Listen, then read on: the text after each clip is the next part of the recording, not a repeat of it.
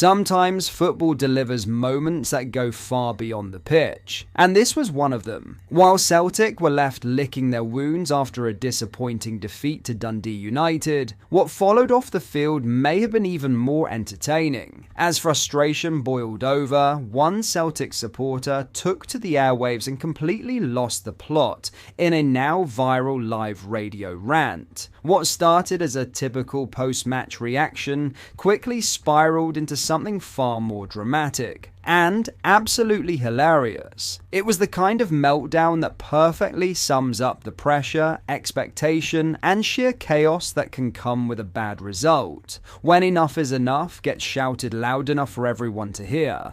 Sometimes you just have to sit back and enjoy it.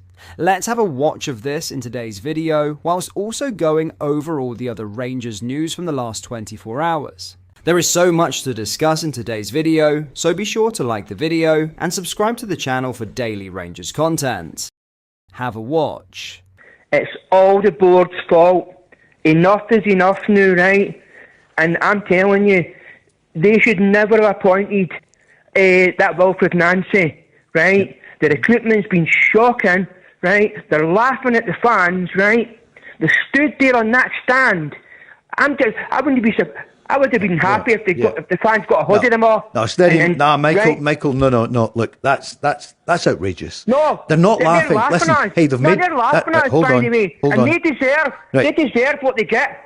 Michael, you can make your points, but you're not advocating that. We can't have that. That's nonsense. They care. They're not laughing. So wait, hold on, James. Pull it down a bit. No, pull it down a bit. Here's the thing. They've made an absolute mess of it this year. There's no question. Nobody disagrees with you. They've made such a mess of it. Wilfred Nancy, who thought that was a great idea?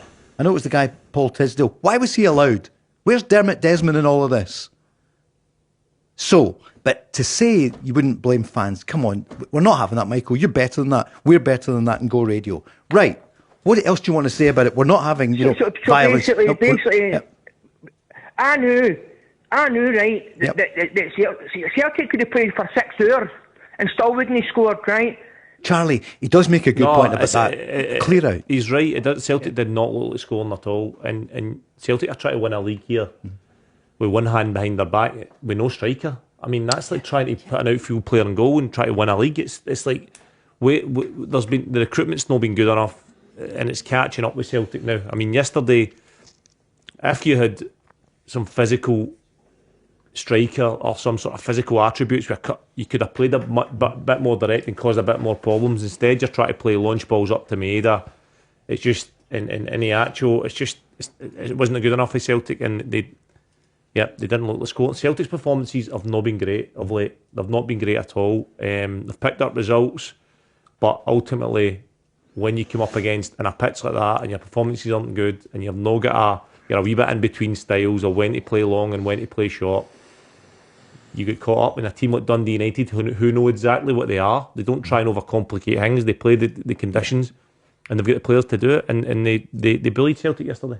In other news, Rangers are already beginning to shape their plans for the summer window, and one of the more intriguing decisions facing the club revolves around the future of Jagger. The on-loan centre-back has endured a season of fluctuating fortunes in Glasgow, but recent developments suggest he may yet have a long-term role to play at Ibrox if the club choose to act decisively. Signed on a season-long loan from Wolverhampton Wanderers last summer, Jagger arrived as a relatively unknown quantity, tasked with adapting quickly to the demands of Scottish football. However, like several Rangers players in the early stages of the campaign, he found himself struggling to fully settle. Under the management of Russell Martin, a system built on aggressive build-up play and positional risk often left defenders exposed. For Jagger, a player still refining his game at the highest level, those tactical demands highlighted areas of vulnerability, particularly in possession and positional awareness. As a result, his early performances in light blue drew mixed reviews. There were clear signs of his physical attributes, strength, aerial dominance, and recovery pace, but they were often overshadowed by inconsistency. At that stage, stage, it seemed unlikely that Rangers would seriously consider making his stay permanent. The picture has changed significantly, though, following the arrival of Danny Rose. Under a more structured and defensively balanced system, Jagger has looked increasingly assured. With clearer responsibilities and greater protection from midfield, he's been able to focus on the core strengths of his game: defending duels, reading danger, and asserting himself physically against opposition forwards. That improvement was again on display during Rangers' emphatic 4-1 victory over Aberdeen, where Jagger completed the full 90 minutes with authority. Performances like that have begun to shift the conversation around his future, turning what once looked like a temporary spell into a potentially shrewd long-term investment. Journalist Michael Gannon has been among those advocating for Rangers to make a move. Speaking on the Daily Record's Game On show, he outlined both the sporting and financial logic behind pursuing a permanent deal. "I think he's got the potential to be far better than he is now," Gannon explained. "He's still young and he's raw as a pound of mince." That rawness, rather than being a deterrent, is viewed as an opportunity. Jagger, still only 23, represents the kind of profile clubs increasingly look to develop, physically imposing, with a high ceiling and resale value.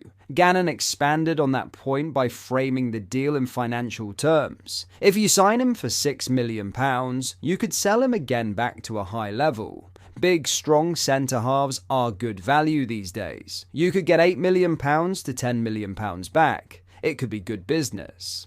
Those figures underline a key frustration for Rangers. Jagger's current loan agreement does not include a buy option, meaning the club no longer control the terms of any potential transfer.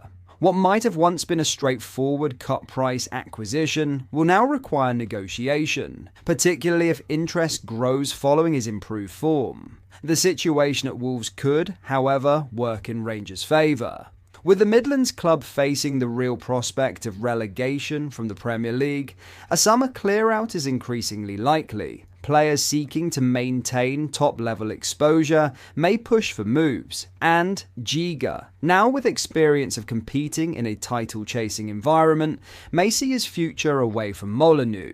That ambition is an important factor. At Rangers, he has had a taste of high-pressure football, competing for silverware and playing in front of demanding crowds. Those are experiences that are not guaranteed if Wolves drop into the Championship, and they may influence both the player's thinking and the club's willingness to sell. But that is all for today's video. Thank you for watching. I hope you enjoyed. If you did, please make sure you hit the like button and subscribe to the channel. We post all the latest Rangers news every single day, so join our fast growing community so you never miss out. Thank you. I'll see you in the next video.